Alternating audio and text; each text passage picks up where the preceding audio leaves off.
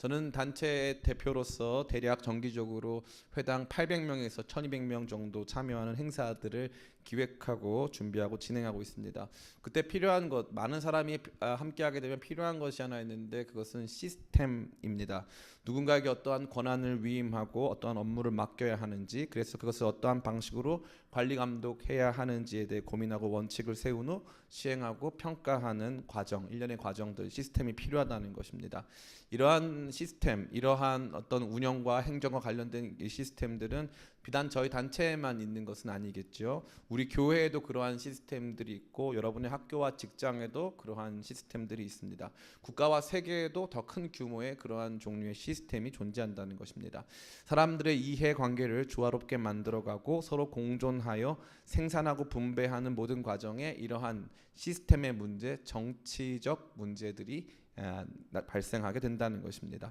이 정치적 문제를 많은 사람들은 단순히 시스템의 문제라고 생각하시는 분들이 아주 많습니다. 이 시스템 문제, 당연히 말해서 제도가 잘못되거나 또 여러 가지 부분에서 법규가 잘못될 수도 있습니다. 그러나 이것은 단순히 그 시스템 자체의 문제라기보다는 그 시스템을 만들어가는 사람들의 문제를 할 수 있습니다.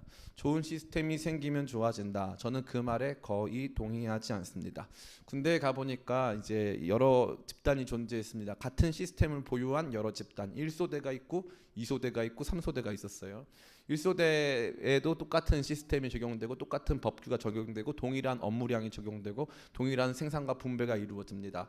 참 재밌는 것은 같은 시스템에 있는데 거기에 왕고가 누구냐에 따라서 분위기가 너무 달라요. 그 시스템을 얼마큼 어떻게 언제 적용할 것인지 그것에 대해서 입장도 다르고 그것에 대해서 충분한 어떤 합의가 이루어지고 되는 집단도 많이 있다는 거죠. 그걸 제가 확인했습니다. 그러고 보니까 느껴지는 것은 시스템 그 자체가 완벽할 수는 없고 그 시스템을 만들어가는 사람이 중요하다는 것입니다. 이것은 세계의 문제에서도 마찬가지입니다. 물론 전 세계의 문제들을 평가하고 판단할 때 가장 중요한 우리가 현재 보유하고 있는 시스템을 근거로 전 세계의 문제를 평가 판단할 수도 있습니다. 그러나 더 중요한 것은 그 시스템을 이끌고 가고 있는 사람들이 누구인가, 그 사람들이 어떠한 태도로 어떠한 모습으로 그 시스템들을 이끌어가고 있는가가 매우 중요한 문제라 할 수 있는 것입니다. 그것을 소위 말해서 정치 문제라고 하는 것이죠. 그래서 정치는 아주 중요한 문제입니다. 기쁨의 교회 정치가 있을까요, 없을까요? 있습니다. 인간 사회에서 정치가 없는 사회는 존재하지 않습니다. 모든 사회에는 다 정치가 존재합니다. 해당 공동체의 목표, 해당 공동체가 나아가야 될 길들을 나아가면서 여러 가지 모습의 이 정치 제도, 정치적 역학관계 속에서 이것이 움직이기 때문에 정치가 존재하지 않는 이 공동체는 존재할 수 없다는 것이죠. 그러면 그 정치의 핵심은 무엇일까요? 저는 과감하게 정치의 핵심을 딱 두 가지로 구별해서 말씀드릴 수 있습니다. 정치의 핵심 첫 번째는 리더십입니다. 리더십.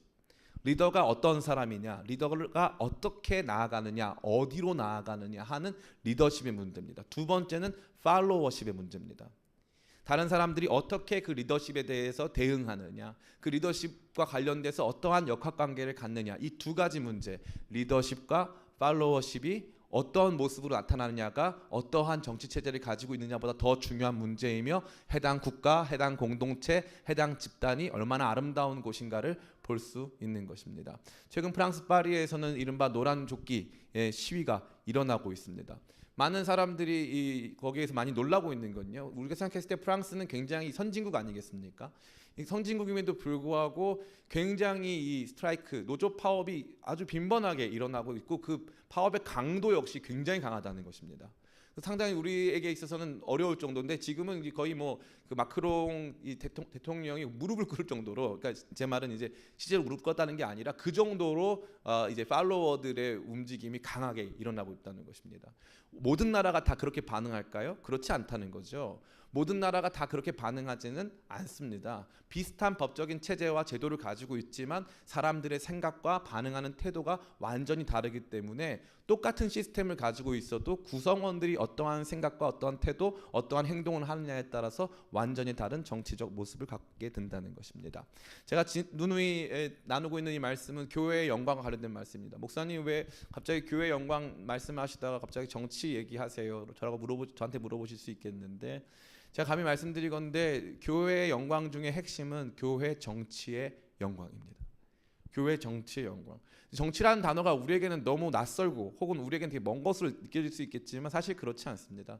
교회에서 여러분들 리더로 세우고 교육하고 가르치고 이끌어가고 회의하고 결의하고 하는 모든 과정이 정치이기 때문에 이 교회가 사실 정치적으로는 굉장히 여러분과 가까이 지내고 있다는 것입니다. 여러분 안에서 이 교회의 초대 교회와 관련된 정치적 아름다움을 발견한다는 것은 저에게 있어서는 여러분 자신이 교회가 가지고 있는 명품성, 교회가 가지고 있는 탁월성에 한 발자국 가까이 나아가는 것이라 생각합니다. 교회는 그렇게 유치하고 촌스러운 집단이 아니에요. 여러분이 생각하는 것처럼 그냥 뭐 가자 하면 가고 뭐 멈춰라 하면 멈추는 그런 정도 수준이 아닙니다. 교회는 존재할 수 있는 모든 공동체 중에 가장 아름다운 정치적 제도, 정치적 운영을 가지고 있는 정말 멋있는 집단입니다. 지금 우리가 그것을 경험하지 못하기 때문에, 지금 우리가 그것을 제대로 본 적이 없기 때문에 우리에게 낯서는 것이고 우리한테 그 아름다움이 다가오지 않을 수 있겠지만, 초대교회가 보여주고 있는 그 모습 속에서는 교회는 너무나도 아름다운 정치적인 모습을 가지고 있습니다. 전 여러분들이 오늘 이 말씀을 통해서 이러한 아름다움에 눈을 뜨게 되고 또 이러한 아름다움 속에서 우리 기쁨의 교회가 품고 나가야 될 우리 교회의 정치적 방향, 우리 교회 운영의 방향에 대해서 함께 고민해 보시기를 간절히 원합니다. 우리 생각해 봐야 될 것은요, 본격적인 논의에 앞서 생각해 보기 원하는 것은 완벽하지 않은 초대교회의 모습입니다. 많은 사람들은 순진하게 초대교회는 다 모든 것이 완벽했을 것이다, 처음엔 다 좋았는데 지금 교회가 문제다 하는 분들이 아주 많이 있습니다. 저는 거기에 완전히 동의하지 않습니다. 특별히 이 사도행전 6장에 등장하는 교회도 역시 문제에 봉착했습니다. 뿐만 아니라 여러분들이 가지고 있는 성경에 나와 있는 대부분의 서신서들은 교회 안에 있었던 갈등을 해결하기 위해 주어진 서신서입니다. 그렇기 때문에 초대교회에는 아무런 문제가 없다, 초대교회에는 다 완벽했다, 그런데 지금이 문제다, 전혀 그렇지 않습니다. 그것은 매우 순진한 생각입니다. 나이브한 생각이에요. 그렇게 생각하기 시작하면은 우리는 이상한 낭만주의에 빠지게 됩니다. 교회 안에 누구나 다 사랑해야 되고 어떠한 문제도 없어야 되는데 조금의 문제가 생기면 안 되고 누구를 미워해서도 안 되고, 그렇지 않다는 것입니다. 오늘 여기 본문에 등장하는 말 중에 중요한 말인데 따라해 볼까요? 파가 있어요. 헬라파 과부들이 매일 시행하는 구제에 빠짐으로 그렇게 되어 있어요. 헐, 대박 사건. 초대교회도 뭐가 있었다는 거예요? 파가 있었어요. 도레미 파가 있었다는 거예요. 초대교회에도 파가 다 있어요. 이거 굉장히 중요한 문제입니다. 우리는 이거 잘 모르는 거죠. 기쁨의 교회 파 있을까요, 없을까요? 있어요. 기쁨의 교회 파 있어요. 파 없는 교회 있어요, 없어요? 없어요. 파 없는 교회 있을 수 있어요? 없어요. 존재할 수 없어요. 파가 아예 없는 교회는 존재할 수 없습니다. 기쁨의 교회 성장 부흥이 아주 10,000명이 됐어요. 10,000명이 다 한 파예요. 가능합니까, 불가능합니까? 불가능해요. 10,000명 얼굴도 모르고 이름도 모를 거예요. 교회는 그 자체로 우리가 알 수 있고 교제할 수 있는 범위가 정해져 있습니다. 어떤 사람은 40명, 어떤 사람은 50명, 어떤 사람은 200명, 어떤 사람은 1,000명 정도, 그게 맥시멈이지 그 이상 갈 수는 없다는 것이죠. 그렇기 때문에 교회가 완전히 하나 돼서 완전히 모든 입장을 같이 하고 모든 것에 대해서 의견을 통일할 수 있다, 그런 것은 공산당이나 가능한 것입니다. 교회는 그럴 수 없습니다. 입장이 다르고 배경이 다르고 문화가 다르고 여러 가지 선택할 수 있는 이 논리적인 지성의 능력조차 다른 것이 교회 공동체의 현실이라는 것이죠. 오늘 본문의 내용은 저와 여러분 모두에게 교회가 만나게 때 맞닥뜨린 굉장히 중요한 문제점에 대해서 말해주고 있습니다. 그것의 핵심은 바로 헬라파 히브리파의 분쟁이었습니다. 오늘 본문의 말씀 같이 한번 읽어봤으면 좋겠습니다. 우리 1절 1절 같이 한번 읽어보겠습니다. 시작. 그때 제자가 더 많아졌는데 헬라파 유대인들이 자기의 과부들이 매일의 구제에 빠짐으로 히브리파 사람을 원망하니. 아멘. 목사님 헬라파는 뭐고 히브리파는 뭡니까? 헬라파는 쉽게 생각하시면 이렇게 생각하면 됩니다. 헬라파는 헬라어를 사용하는 유대인이고 히브리파는 아람어를 사용하는 유대인들입니다. 이 당시에 이 디아스포라 유대인이라고 해가지고요, 예루살렘 멸망 이후에 바벨론 포로기 이후에 많은 숫자의 유대인들이 전 세계적으로 흩어져 살았습니다. 그러다가 이들은 나중에 이 은퇴할 나이 혹은 또 이들의 여러 가지 종교적 열심에 따라서 다시 예루살렘 지역으로 넘어와서 살게 된 것입니다. 우리로 이해하기 편하게 생각해 보자면 이와 같습니다. 우리 고려인들, 우리 1930년대 강제 이주 정책에 의해서 중앙아시아 전 지역에 그 시베리아 횡단 열차에 그냥 태워가지고 아무데나 내리게 하는 거예요. 그래가지고 거기 각 지역마다 이 고려인들이 살고 있어요. 고려인들이 자기 정체성을 찾아서 한국에 오는 경우가 있을까요, 없을까요? 있습니다. 과거에는 비자도 잘 안 내주고 했는데 최근에는 그 사람들 모여 사는 마을도 생겼어요. 그래서 고려인들이 오는 거죠. 그럼 교회 안에 어떤 사람들이 있냐면 우리처럼 그냥 우리의 모든 이 배경과 우리의 모든 언어 문화가 여기에 익숙한, 여기 살던 토백이들도 있고, 또 고려인들처럼 중앙아시아에서 이주해 온 사람도 있다는 것입니다. 친해지기 쉬울까요, 어려울까요? 어렵습니다. 친해지기 어렵습니다. 조선족은 더 큰 문제가 있죠. 왜 그렇습니까? 조선족은 한국에 들어와서 살기 시작한 지가 1990년대 초반부터입니다. 1990년대 초반이면요, 1990년에 태어난 사람이 지금 30살이 됐기 때문에 장장 30년 동안 한국 사회에서 살고 있습니다. 지금 여러분이 가보시면 구로구나 이제 이 금천구 일대에 가보면요, 엄청나게 많은 중국인들이 모여 살고, 조선족들이 모여 살고 있습니다. 근데 그들을 우리 공동체의 우리 일원으로 받아줬습니까, 못 받아줬습니까? 어쨌건 뭐 여러 가지 이야기를 한다 할지라도 아직 우리 공동체의 온전한 일원이 되지는 못했습니다. 말도 같고 역사도 비슷해요. 그러나 공동체의 일원으로 들어오지 못했다는 거죠. 제가 주목하고 있는 굉장히 중요한 사역 중에 하나는 뭐냐면 조선족 청년 사역입니다. 그들은 우리 산업에 있어서 굉장히 중요한 위치를 차지하고 있습니다. 아직까지 기계화되지 못한 여러 가지 산업 영역에 있어서 조선족 젊은이들은 산업 사회 밑바닥에서 아주 중요한 일들을 하고 있어요. 제가 얼마 전에 저희 어머니 집에 마루를 까는데 한국인 마루 까는 사람들은 다 못하겠다고 갔어요. 워낙 오래된 집이니까. 근데 조선족 청년들 2명이 와가지고 그거 하는데 이 사람들 너무 착하고 너무 바빠요. 일이 많아요. 돈도 많이 벌어요. 그리고 우리 사회 안에서 이 사람들 여기서 끝까지 살면서 결혼할 거래요.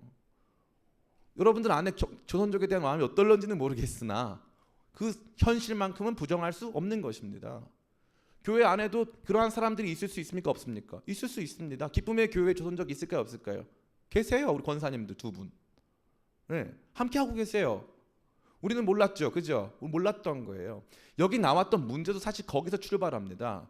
히브리인들, 다시 말해서 그 유대인들, 히브리파 유대인들, 다시 말해서 12제자를 중심으로 한 예루살렘 지역에 익숙하고 그 당시에 있어서 교회 안에서 중요한 역할을 감당했던 사람들은요, 사실 자기 중심적인 생각을 일부러 하려고 이기적으로 군 게 아니라 가만히 생각해 봤을 때 이들이 할 수 있는 행정적 최선 안에 헬라파 유대인들에 대한 배려가 사실은 결여되어 있던 것입니다. 의도적으로 결여시킨 것이 아니라 거기까지 생각을 못한 거예요. 왜요? 대부분의 집단이 우리는요, 어떻게 되어 있냐면은 우리끼리 모여 있으면 이 사회적 약자에 대한 배려심이 상당히 낮아집니다. 의도하지 않으면 거의 챙길 수가 없게 되는 상황이 된 거죠. 그러한 문제가 초대 교회에도 발생했고, 이 문제가 얼마나 심각한 문제였냐면요, 첫 번째는요, 이 문제가 아까 말씀드린 것과 같이 계파 간의 문제였다는 것입니다. 그냥 한 개인 대 개인의 문제라면 해결 가능합니다. 그러나 하나의 언어를 공유하는, 이 헬라파 히브리파의 문제가 이 언어 공유 문제거든요. 언어를 공유하는 집단 간의 문제로 이것이 확산된 것입니다. 그렇기 때문에 이 문제는 생각보다 강한 갈등의 요소로 자리 잡을 수 있습니다. 두 번째는 이것은 먹고 사는 문제였습니다. 헬라파 유대인들에게 있어서, 특별히 헬라파 유대인 과부들은요, 과부라는 건 남편이 없다는 뜻이고, 남편이 없으면 법적인 보호자, 경제적 보호자가 없다는 뜻입니다.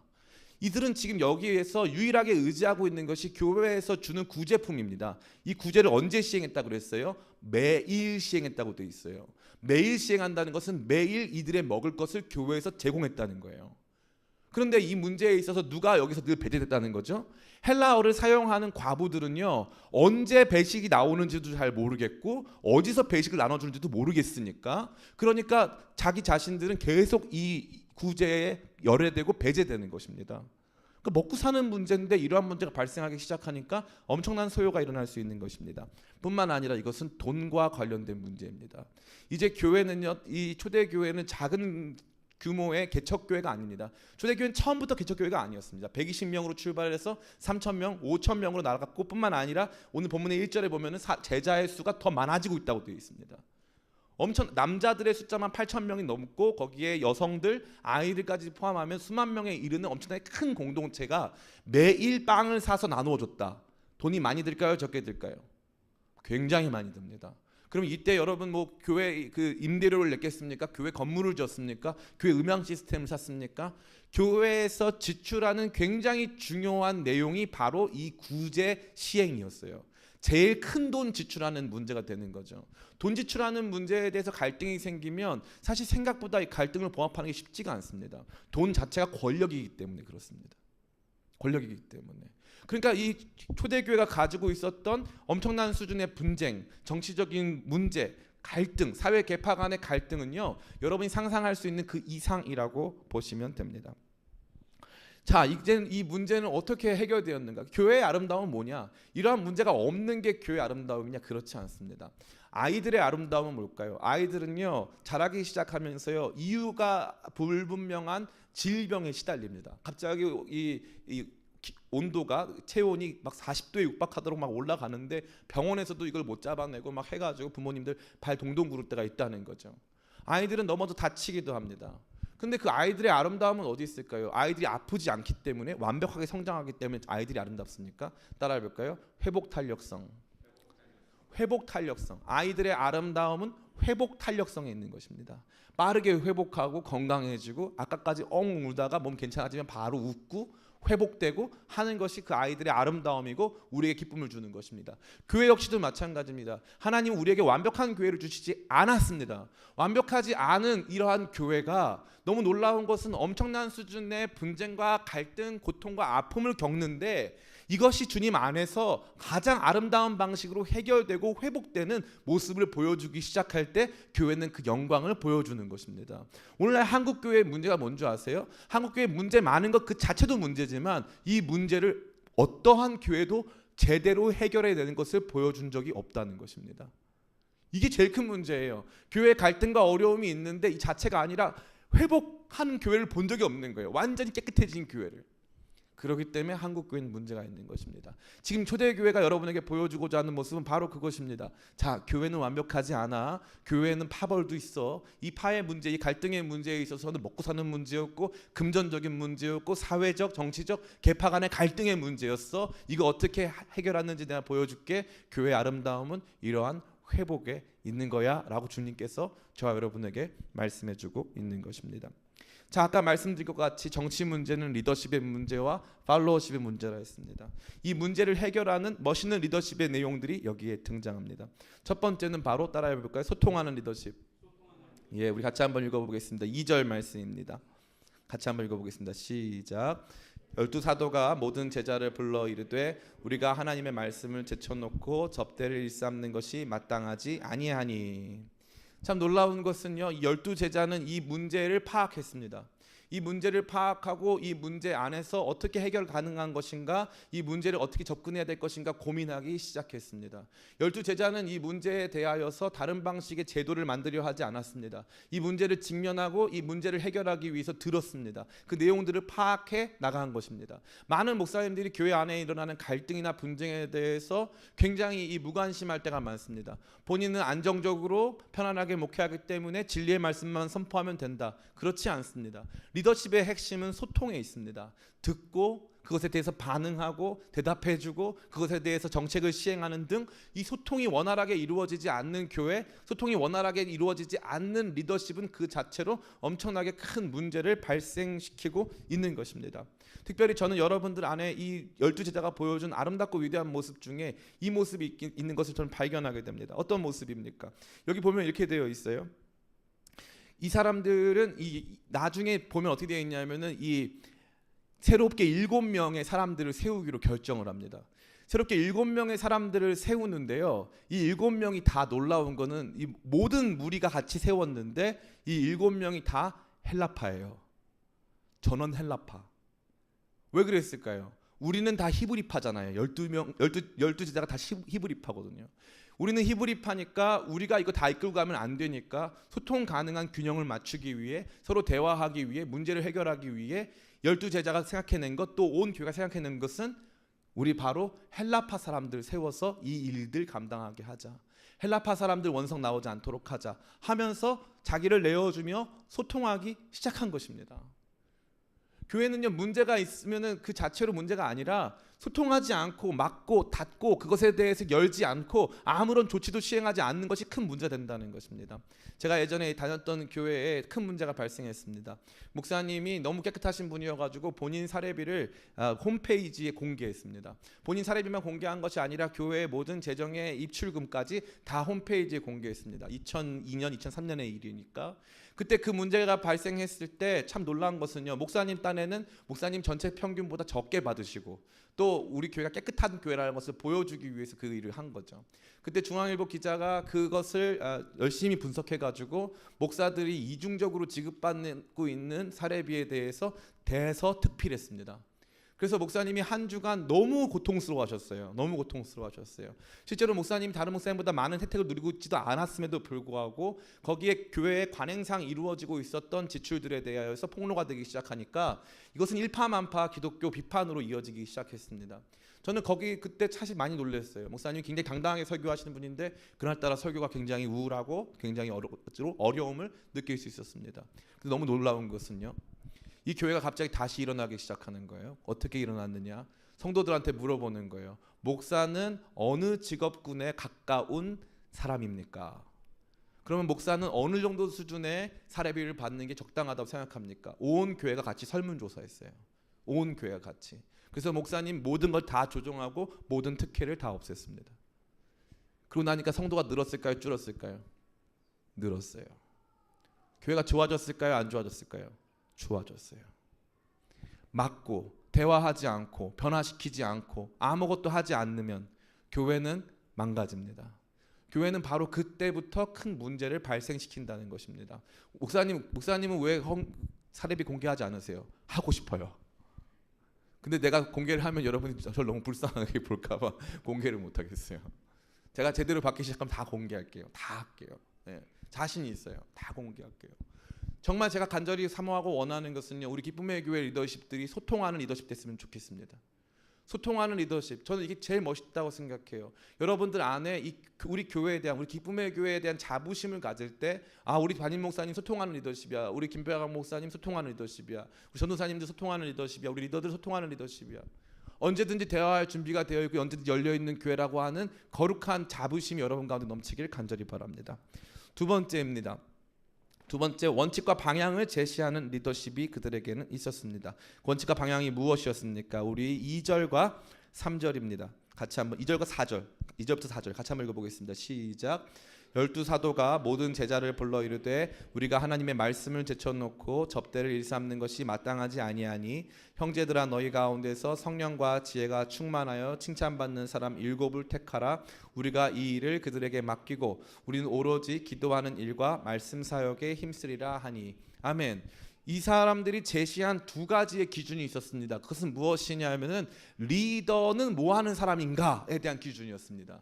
교회를 목회하는 사람, 교회의 목양자, 말씀을 가르치는 사람, 교회의 영적 리더들이 감당해야 될 제일 중요한 것은 말씀과 기도입니다.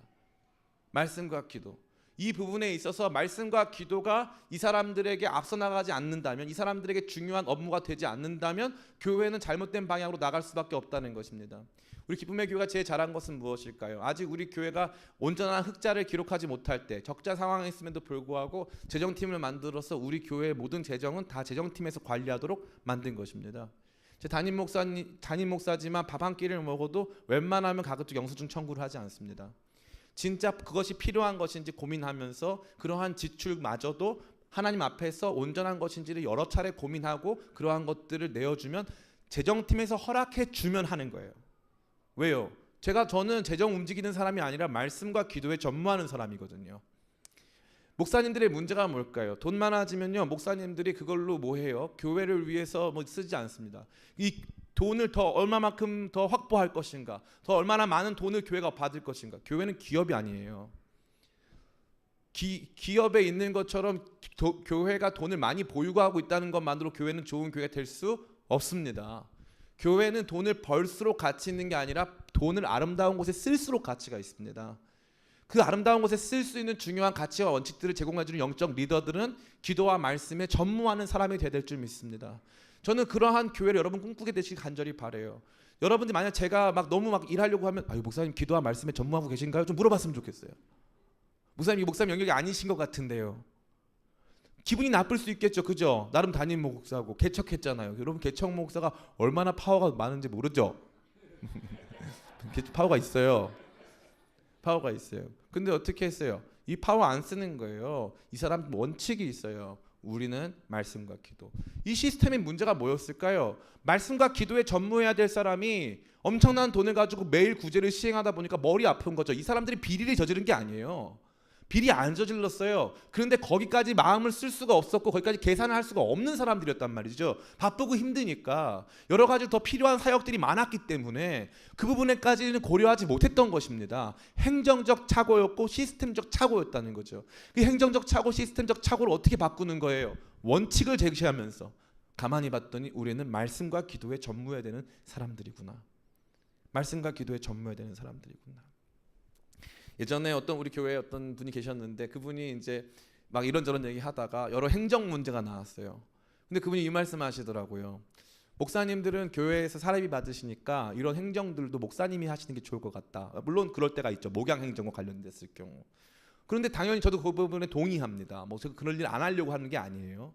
근데 근본적으로 아까 말씀드린 그 원칙, 목사는 말씀과 기도에 전무한다고 한다면 다른 행정적인 부분은 누가 해야 합니까? 평신도들이 해야 됩니다. 그죠? 그 원칙에 따르자면 그잖아요. 여러분 짐 지우려고 하는 게 아니고요. 여러분 일 시켜 먹으려고 하는 게 아니에요. 우리 주의 몸된 교회 공동체가 아름답고 건강하게 살아가기 위해서는 목사들이 아까 말씀드린 그 원칙 위에 바로 서기 위해서는 함께 희생하고 헌신하고 이러한 구제, 이러한 행정, 이러한 재정 문제를 돌보고 함께 할 평신도들이 필요하다는 것입니다. 그래서 어떻게 보면요, 대형 교회일수록 재정 문제가 많이 터지는 게 단순히 돈이 많아서가 아니에요. 많은 사람들이 생각보다 대형 교회라고 해도 일하는 사람이 적기 때문에 그 일 가운데서 함께 노력하고 힘쓰는 깨끗한 평신도가 많이 없기 때문에 그렇습니다. 저는 여러분들이 이러한 우리 기쁨의 교회 안에서 기쁨의 교회가 가야 되는 사역 원칙 중에 담임 목사와 목회자들, 영적 지도자들은 다른 일 하지 말고 다른 행정 이런 거 너무 관심 갖지 말고 교회 일만 전념할 수 있도록 여러분들이 해주시고 저희도 그렇게 노력하게 되는 교회로 함께 서기를 간절히 바랍니다. 네, 저희 좀 일 좀 더 할까요? 네, 말씀과 기도에 전무할게요. 네, 감사합니다. 또 한 가지 중요한 원칙이 있어요. 이분들이요, 자기 자리를 다 위임하고 여러 가지 부분에서 이 업무들을 내려놨어요. 업무들을 내려놓으면서 그럼 이 업무를 맡을 교회의 일꾼에 대한 굉장히 중요한 원칙을 제시합니다. 그 원칙은 무엇입니까? 우리 같이 한번 읽어볼까요? 3절입니다. 시작. 형제들아, 너희 가운데서 성령과 지혜가 충만하여 칭찬받는 사람 7을 택하라. 우리가 이 일을 그들에게 맡기고. 아멘. 너희 가운데서 성령과 지혜가 충만하여 칭찬받는 사람 7을 택하라. 집례교회에서는요, 목사 안수를 줄 때 외적 부르심과 내적 부르심에 대해서 이야기해 줍니다. 내적 부르심은 자기 확신이에요. 자기가 얼만큼 신앙생활 가운데 확신이 있는가, 성경 말씀에 대한 지식이 충만한가, 기도를 하고 있는가, 경건 생활이 어떠한가 하는 내적 확신입니다. 그러나 거기로만 안수를 주진 않습니다. 외적 확신, 온 교회가 그 사람이 목회자가 되는 것이 바람직한가에 대한 평가를 본다는 것입니다. 이 사도들이 제시한 기준은 두 가지입니다. 어차피 돈 만질 사람이고 구제 활동할 사람이고 교회 행정할 사람들입니다. 기능이 탁월하고 성품이 좋으면 될 거 아니겠습니까? 그런데 그렇게 하지 않아요. 성령과 지혜가 충만하고 칭찬받는 사람을 택한다고 되어 있습니다. 성령과 지혜가 충만하고 칭찬받는 사람. 성령과 지혜는 내적 소양과 부르심이라 할 수 있습니다. 또한 동시에 칭찬받는, 외적으로도 객관적 검증이 가능한 사람들을 함께 세워야 한다라고 하는 중요한 원칙과 방향을 제시하고 있는 것입니다. 리더는 이러한 원칙과 방향을 정확하게 제시할 수 있는 존재여야만 합니다. 영적 리더들이 바른 이 리더십들에 대하여서 그 기준을 제시하지 못한다면 교회는 흔들리고 말 것입니다. 교회가 가져야 될 굉장히 중요한 인재상, 우리 교회가 품어야 될 우리 교회의 리더들의 모습은 바로 이러한 모습입니다. 성령만 충만한 사람도 안 되고 지혜만 충만한 사람도 돼서는 안 됩니다. 성령과 지혜의 거룩한 균형 속에 외적인 칭찬, 외적인 좋은 평판을 가지고 있는 사람들이 교회 안에는 필요하다는 것입니다. 전 여러분들이 그러한 지혜를 갖게 되시길 간절히 축원합니다. 많은 교회가 문제가 뭘까요? 재정 장로님들이요, 돈도 많고 돈과 관련된 굉장히 탁월한 지식은 있는데 믿음이 없어요. 성령이 충만하지 않으세요. 정말 주님 나라와 영광을 위해서 사용해야 될 때, 함께 뿌려야 될 때 그때 뿌리지 못합니다. 그런 분들 저 너무 많이 봤어요. 또 어떤 분은 어떻습니까? 성령이 너무 충만해요. 담임 목사님한테 완전히 충성합니다. 그런데 지혜가 부족해요. 지혜가 부족해서 그런 부분에 있어서 분쟁을 일으키거나 또 여러 가지 부분에서 실수를 많이 하시는 분들이 계십니다. 교회는 그러한 모습이 있어서는 안 됩니다. 교회의 바른 정치적 체제를 갖추기 위해서는 평신도가 굉장히 중요한데 그 평신도 사역 중에 중요한 행정이나 재정적인 역할을 만날 사람들은 성령 충만한 가운데 지혜롭고 외적인 좋은 평판을 가진 사람들이 있어야 한다는 것입니다. 리더는 이러한 기준을 제시하는 사람들입니다. 리더가 제시하는 기준은 성경에 입각해 있고 성령께서 교회를 하나로 묶어가시는 거룩한 모습 속에 나타납니다. 전 여러분들이 우리 기쁨의 교회 리더들이 제시하는 원칙 속에서 이러한 기준들을 발견하고 이 기준 안에서 함께 좋은 리더들을 세워가게 되시기를 간절히 축복합니다. 세 번째입니다. 어떠한 리더가 중요한 모습일까요? 세 번째 따라해볼까요? 위임하는 리더. 네. 이 리더들 특별히 12제자들은요 인사 부분은 누구에게 위임했냐면은 백성들, 거기에 있는 이 온 무리라고 일컬어지는 성도들, 회중들에게 위임했습니다. 업무 부분은 그들에게 뽑힌 적임자들에게 위임했다는 것입니다. 저는 이게 너무 멋있는 것 같아요. 교회 가보면요 교회 슈퍼스타가 있어요. 누구도 모르지 않는 사람. 우리 교회에서는 누가 슈퍼스타다, 이 사람이 일 제일 많이 한다, 이런 사람들이 있다는 거죠. 그 사람은 아침부터 저녁까지 교회 나와서 일만 합니다.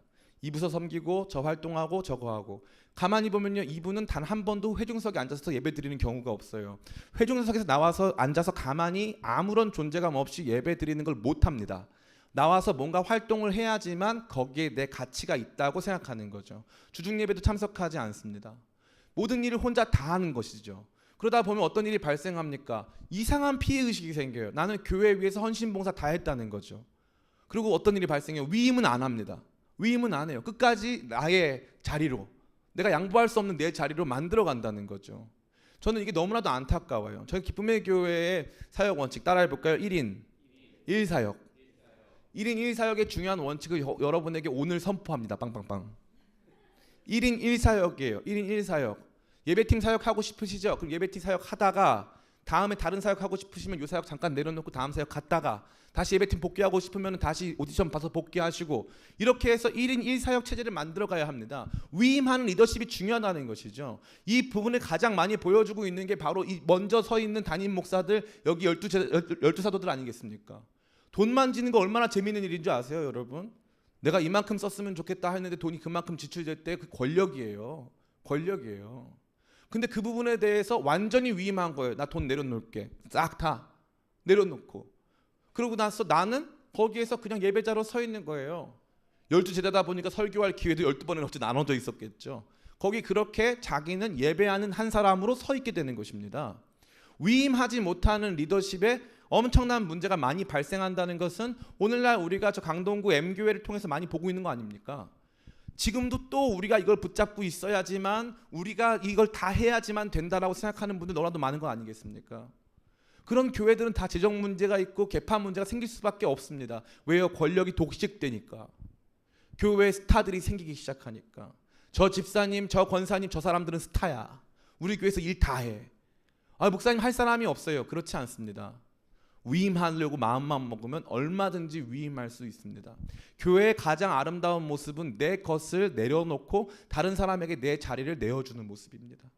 물론 무책임하게 그럼 내가 내려놓을게요 하고 내려놓는 문제가 해결되는 것이 아니라, 진짜 필요한 사람들이 이 일들을 감당할 수 있도록 자기 업무를 내어주고 또 그 적임자를 뽑을 수 있도록 회중들에게 자기의 여러 가지 권한들을 내어줄 수 있는 리더, 위임하는 리더, 그 리더가 있는 교회가 아름다운 교회라는 것입니다.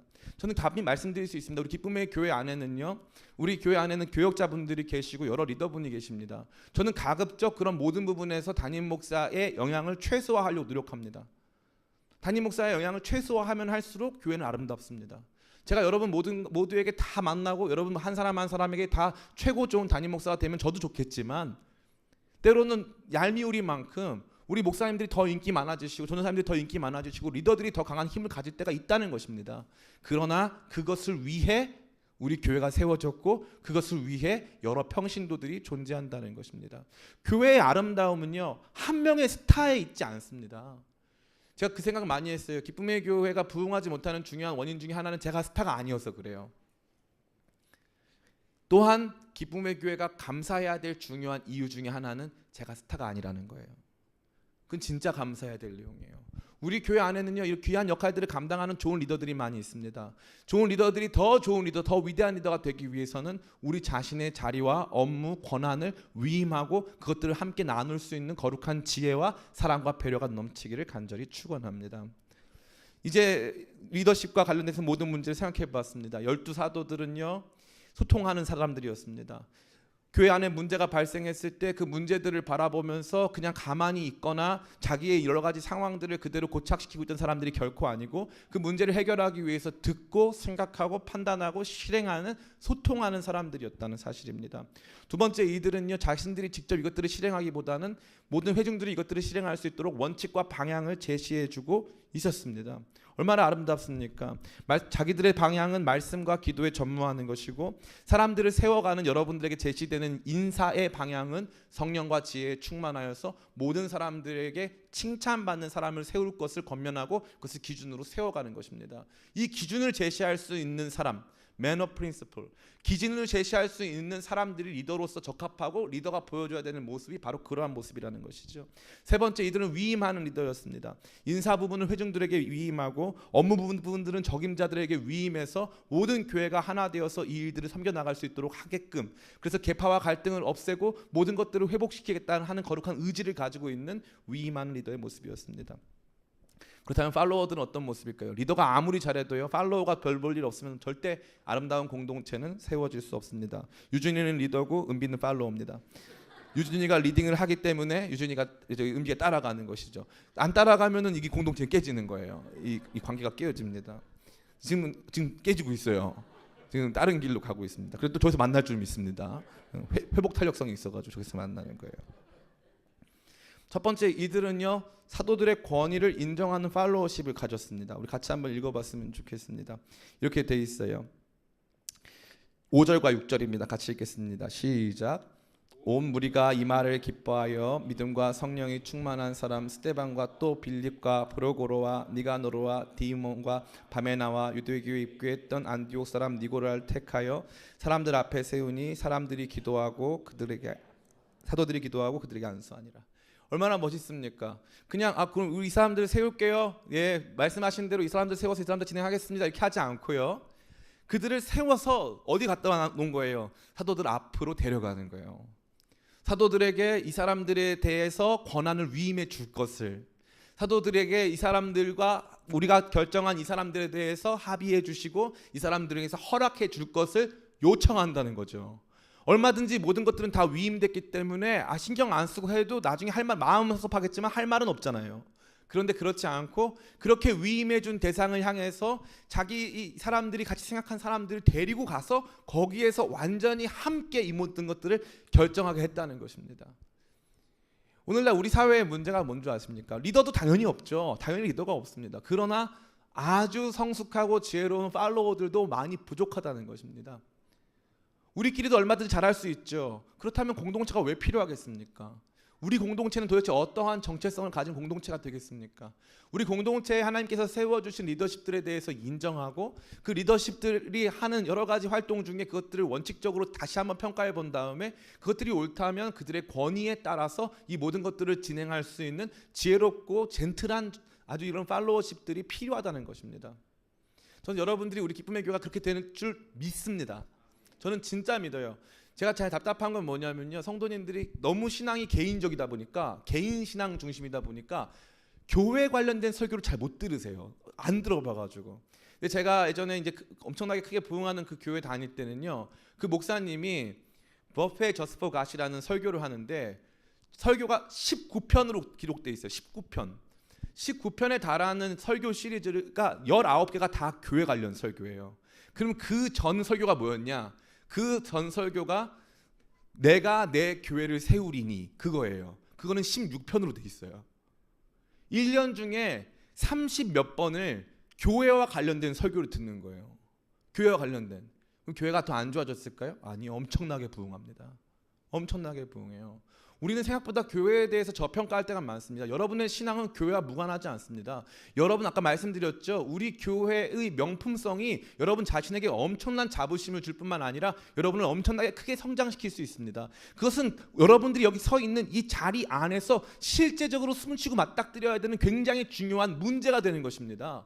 그렇기 때문에 이 위임하고 또 이런 위임한 리더에 대해서 존중하고 권한을 인정해드리는 팔로워십과 함께 상호작용 속에서 우리가 아름다운 교회를 세워가는 줄 믿습니다. 교회에 대한 거룩한 욕심을 내는 저와 여러분들에게 간절히 축원합니다. 뿐만 아닙니다. 이들이 아름다운 것은요, 기존 원칙에 합의하는 팔로워십입니다. 기준과 원칙, 이 리더들이 제시한 기준과 원칙이 있어요. 성령과 지혜에 충만한 사람, 좋지, 그런 사람 어디 있어. 그래도 이 사람 우리 교회 30년 다녔으니까 이 사람 장로 세워야지. 그래도 이 사람 이만큼 헌금했으니까 이 사람 장로 세워야지. 저 사람은 그래도 사회적으로 유명한 사람이니까 믿음 좀 없고 술 담배 좀 많이 해도 장로 세워야지. 저 사람은 교회 일꾼 세워야지. 저 사람 없이는 우리 교회 안 돌아가니까. 그게 많은 교회들에서 교회 일꾼을 세우는 중요한 원칙이 됐어요. 얼마나 슬픈지 모르겠어요. 그래서 나중에는요, 교회를 가만히 들여다보면 이거는 사람 냄새가 너무 많이 나요. 그래서 그 사람 안 세우면 어떻게 되는 줄 알아요? 교회 안 나오겠대요. 목사님 말씀이 잘못된 것도 아니고 우리 교회 공동체가 나쁜 것도 아닌데 나를 무시했기 때문에 교회 안 나오겠대요. 그런 교회는요, 대한민국에 6만 개 정도 있어요. 우리 기쁨의 교회를 여러분 이제 많이 따라해볼까요? 나는 몰랐는데 개척 멤버. 나는 몰랐는데 개척 멤버. 여러분이 지금 교회를 함께 세우고 있는 과정이에요.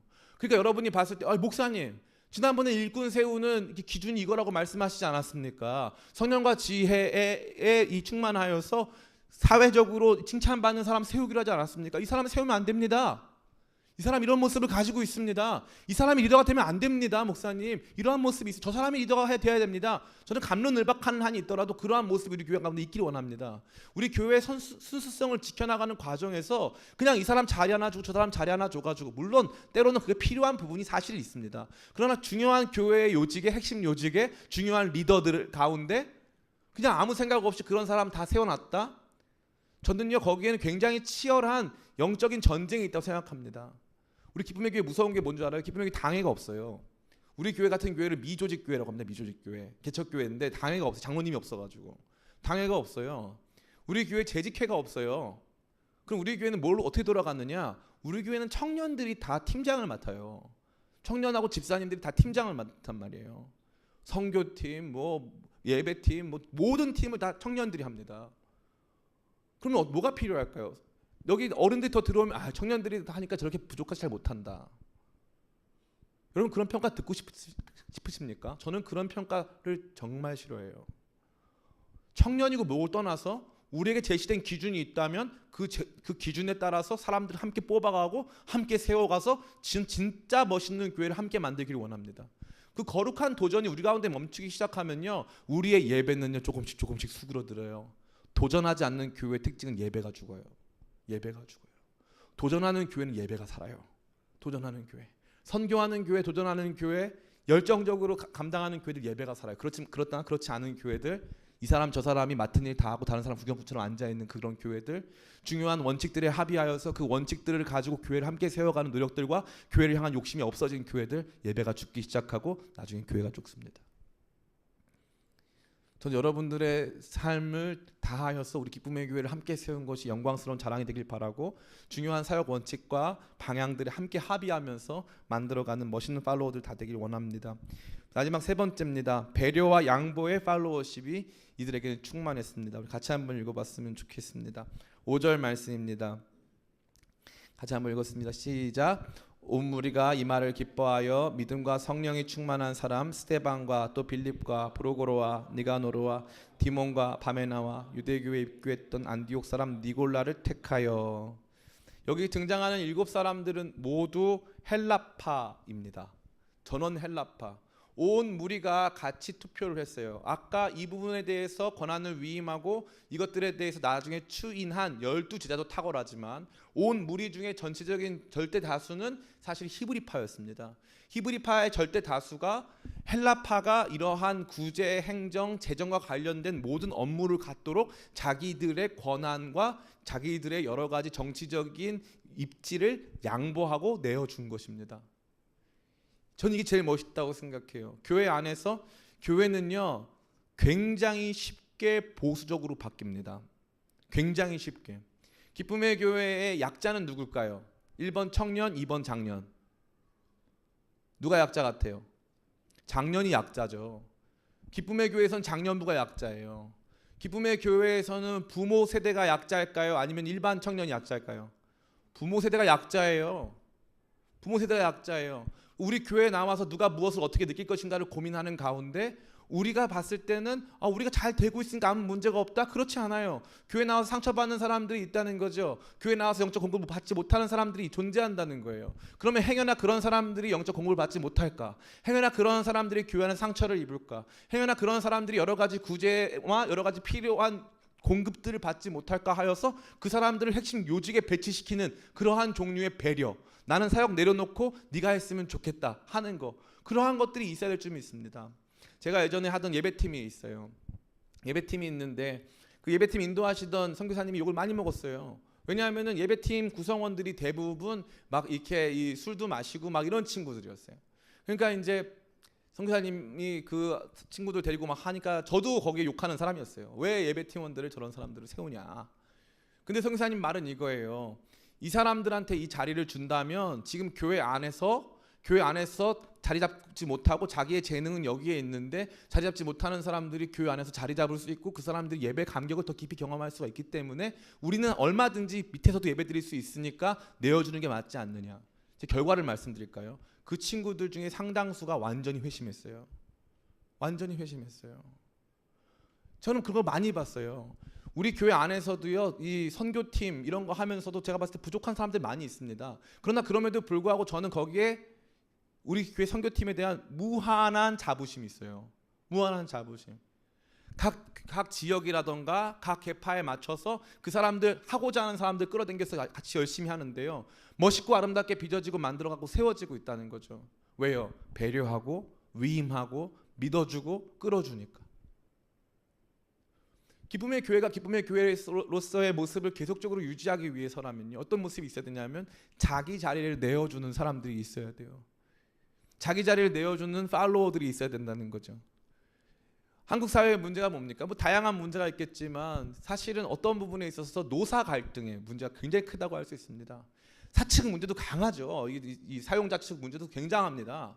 제가 지금 우선 한쪽 계파의 의견을 반영하려고 하는 것은 아니지만 최소한 원칙에 대한 합의 이런 것들이 거의 이루어지지 않았습니다. 밥그릇 싸움으로 비춰질 때가 너무 많아요. 얼마나 안타깝습니까?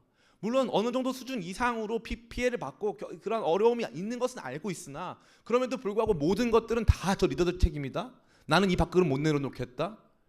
청년들이 일하기 위해서는 어른들이 밥그릇을 내어줘야 되거든요. 청년들이 일자리가 없어요. 어른들은 정년도 연장시키고요. 돈도 더 많이 받아갑니다. 청년들을 위해서 뭔가 자기 자신을 양보하려고 하는 사람들이 너무 없다는 거죠. 이 사회 안에서는요. 적어도 교회 안에서는 그러지 않았으면 좋겠습니다. 늙고 고령화된 교회의 문제가 뭡니까? 교회에 필요한 모든 역할들을 다 60대 70대 분들이 다 맡고 계세요.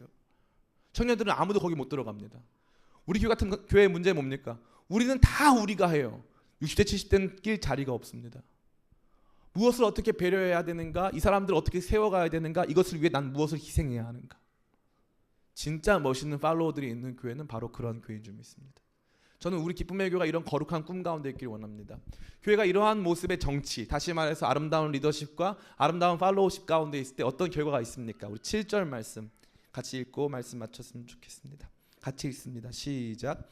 하나님의 말씀이 점점 왕성하여 예루살렘에 있는 제자의 수가 더 심히 많아지고 허다한 제사장의 무리도 이 도에 복종하니라. 아멘. 하나님의 말씀이 왜 점점 왕성해졌을까요? 12사도가 말씀에 전무했기 때문이에요. 말씀에 전무했기 때문에 하나님의 말씀이 더 왕성해지기 시작한 거죠. 12사도가 구제를 하기 시작했을 때는 분쟁이 일어났어요. 구제를 하기 시작했을 때는 갈등이 일어났어요. 12사도가 말씀과 기도에 전무하기 시작하니까 이 놀라운 역사가 분쟁 없이 아름답게 이루어지는데 어떤 일이 발생하냐면 허다한 제사장의 무리도 이 도에 복종하기 시작하는 거죠. 엄청난 변화가 일어나기 시작하는 것입니다. 언제요? 교회의 정치가 바로 서기 시작할 때. 교회의 위대하고 탁월한 리더들, 배려하고 소통하고 헌신하고 희생하는 멋있는 위임하는 원칙을 제시하는 위대한 리더들이 세워지고 뿐만 아니라 거기에 위대한 팔로워들이 함께 동역하기 시작할 때 교회는요 그 말씀의 능력을 이 땅 가운데 보여줄 수 있는 온전한 통로가 될 수 있는 것입니다. 리더가 잘못된 방향에서 자기 권한 내려놓지 못하고 재정권 못 내려놓고 어떠한 인사권 못 내려놓고 내가 다 할 거라고 생각하고 나간다면 아무것도 되지 않습니다. 팔로워들이 리더들의 이 삶의 방향이라든가 그들의 제시한 원칙들을 온전히 따라가지 못하고 신뢰하지 못하면 교회는 아무것도 할 수 없습니다. 아름다운 신뢰와 사랑의 관계 속에서 서로 배려하고 양보하고 소통하는 과정 속에서 교회는 아름답고 영광스럽게 부흥하는 것입니다. 제가 감히 말씀드리건대 교회는 역사상 단 한 번도 작아진 적이 없습니다.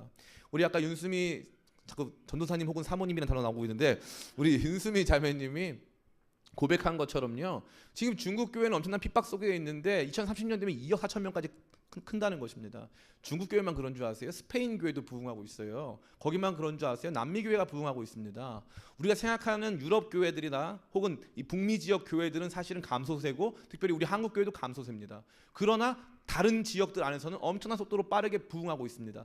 교회가 제일 많이 부흥하는 지역이 어딘지 아십니까? 이슬람권입니다. 이슬람권에서 교회는 부흥하고 있어요. 교회는 약하지 않습니다. 교회는 살아계신 그리스도의 몸입니다. 살아계신 그리스도의 몸을 몸답게 만들어가는 데 있어서 바른 시스템이 필요합니다. 몸을 작동시키는 바른 시스템은 리더십과 팔로워십으로 구성되어 있으며 이 리더십과 팔로워십이 아름답게 하모니를 이루기 시작할 때 주님의 말씀은 왕성해지고 수많은 사람들이 이 복음 앞에 굴복하는 역사가 일어나는 것입니다. 이 교회에 대한 영광스러운 비전을 품고 이걸 양보하지 말고 욕심내면서 우리 교회 진짜 멋있는 교회를 한번 세워봅시다 하면서 모험하며 함께 행진하는 저와 여러분 다 되시기를 예수님의 이름으로 축원합니다.